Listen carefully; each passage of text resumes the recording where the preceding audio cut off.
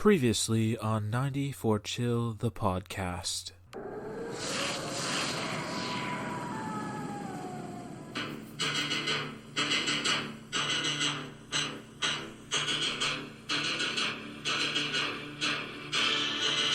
It's a new age of combat.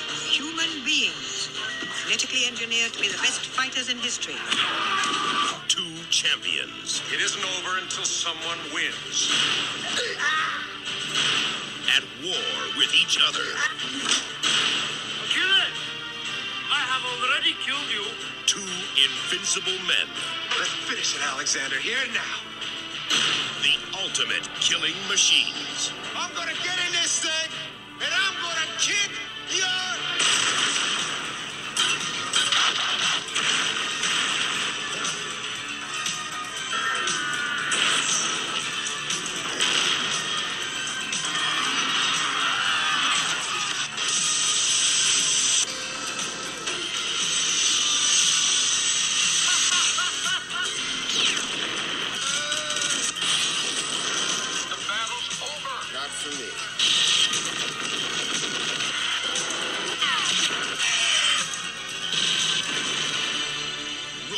Jocks.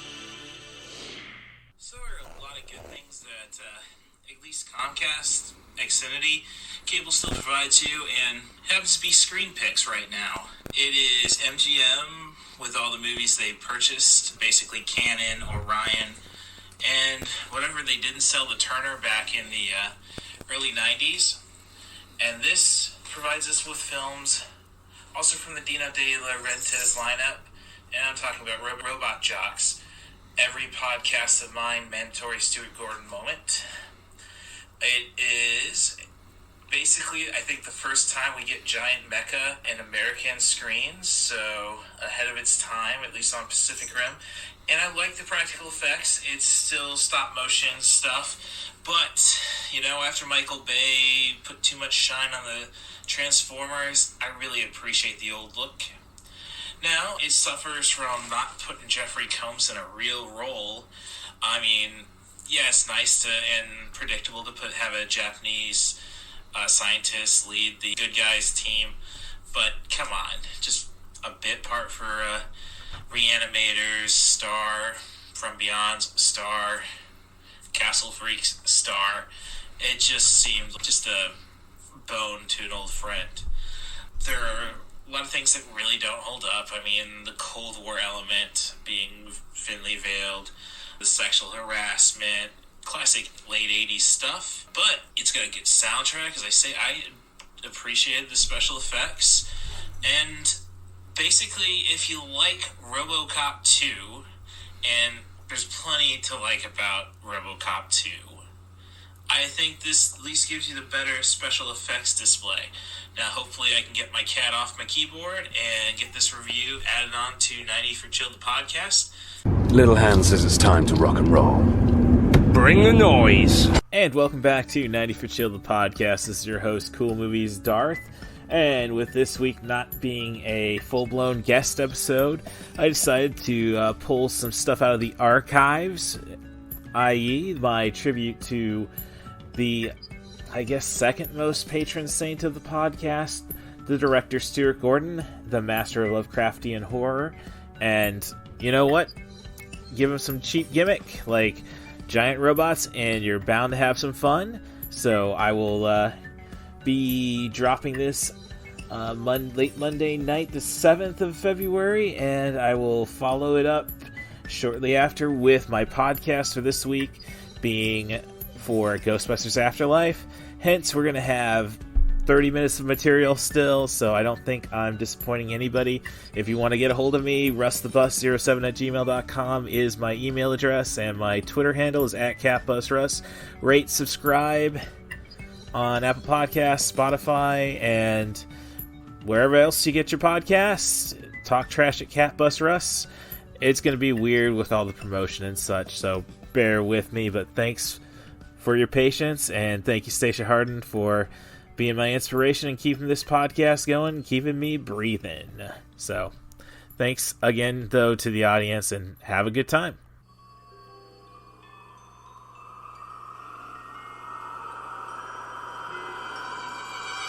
Stuart Gordon, the director of Fortress, The Pit and the Pendulum, and Reanimator, takes you into the dungeons of Castle Dorsino.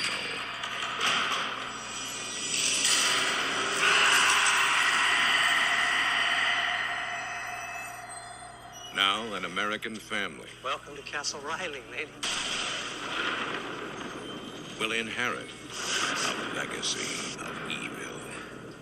They say the castle is haunted.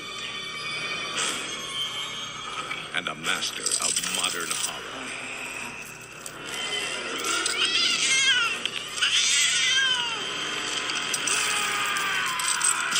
will unleash his most terrifying creation. Stuart Gordon's Castle Freak. There's somebody else here! There's somebody in the castle!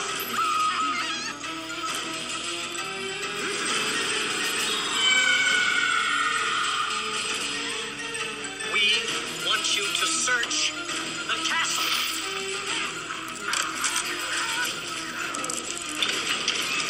Giorgio Dorsino. He was never buried. She kept him alive. He's here somewhere in the castle.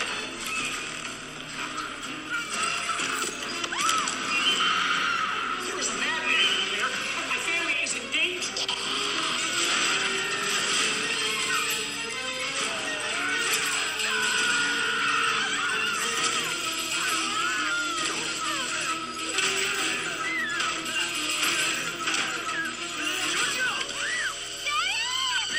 Reanimators Jeffrey Combs and Barbara Crampton in Stuart Gordon's Castle Freak. So I just completed watching Stuart Gordon's Castle Freak from 1995, produced by Full Moon Pictures and Charles Band of Arena fame, Puppet Masters, a lot of stuff. It's a pretty solid horror movie. I love the Italian influences upon it. It just has the kind of the suspense of a giallo, despite this really a monster movie. Definitely the trauma of a giallo film. A la Argento. It kind of walks that line pretty well between Argento and Fulci. So Dario Argento, Lucio Fulci, if you need first names. So, I don't agree with all the cat abuse in Gordon's films. I mean, he got 3 more years than Bowie, and maybe that's all he deserved. Don't mess with the kitties. Now, this film stars his constant stalwarts, I should say, Jeffrey Combs and Barbara Crampton. And Barbara Crampton seems to evolve with each film, from Reanimator to From Beyond, and now Castle Freak. And Jeffrey Combs is Jeffrey Combs. It takes 45 minutes for him to become full-blown Jeffrey Combs, which is great for the film. But, if you're a fan of Stuart Gordon, you kind of want him to just go off the rails with him pretty fast. So it has an interesting antagonist, the Castle Freak, who's a pretty compassionate character. You can really kind of relate. I mean, you understand his motivations, but then again, he goes and kills a cat. So, that compassion goes out the window.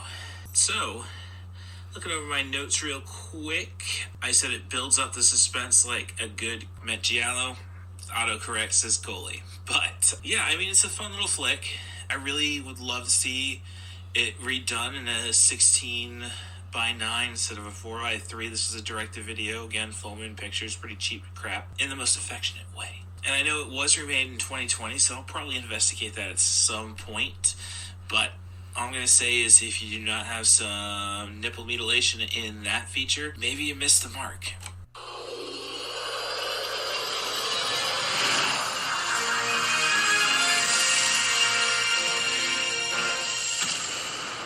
Do you hear that? It's coming from that village. Probably some sort of religious festival. Hey, that thing's coming right at us.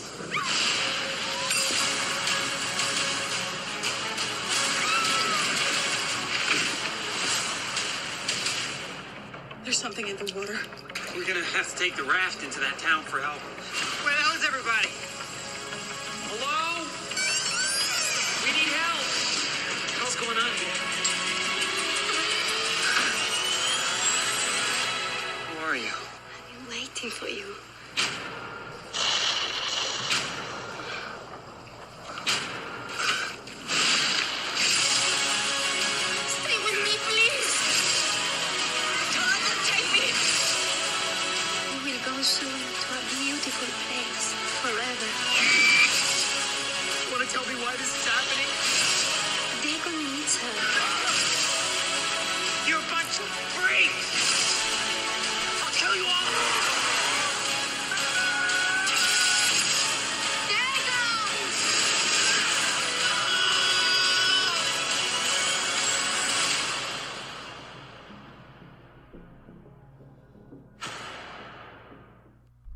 It's been a few hours, but I watched Dagon so that 90forchill.com can have its weekly Stuart Gordon fix. This film has to be the most Lovecraftian project I've ever seen. Now, Reanimator and From Beyond are Lovecraft adaptations by Stuart Gordon, but again, those are simple stories really that don't really go beyond the initial premise.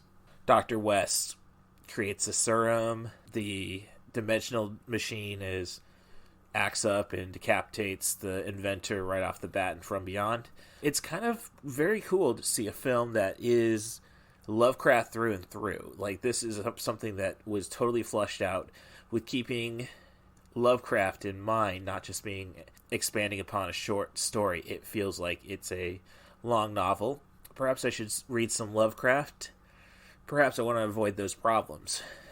The CGI effects in this film about a society that swore their fate to the sea god Dagon to ensure gold and plentiful fish has now become a society that's going to have to go into the water, and they need sacrifices to keep Dagon happy. So our new millionaire, Paul, and his significant other, Barbara, are on a boat off the Spanish coast where they run ashore and eventually all end up captured. And Barbara's fate, that she'll be the mother to Dagon's latest offspring, while Paul has to deal with the fact he's obsessed with this tentacled mermaid that keeps showing up in his dreams. As I said, the CG's a little off, but used sparingly enough that it still catches you off the guard. The best body horror Cronenberg type thing, I would say, would be the actual flaying of some man's face. I thought that looked pretty cool. The acting is solid. It's fun that they pretty much don't subtitle the Spanish in this film. It's definitely worth your time and gives you a new look on what Ariel should be. Can I hear a wahoo?